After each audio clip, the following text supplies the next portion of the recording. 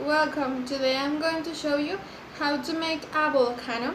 It's very easy to do and it doesn't take long. So the ingredients are 1 box of Oreo cookies, 1 package of chocolate, 1 bar of white chocolate, 1 box of dice, 1 cream cheese, 2 dishes and 1 spoon.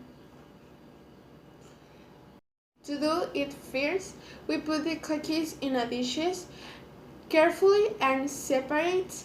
Then we crush the cookie with the blender.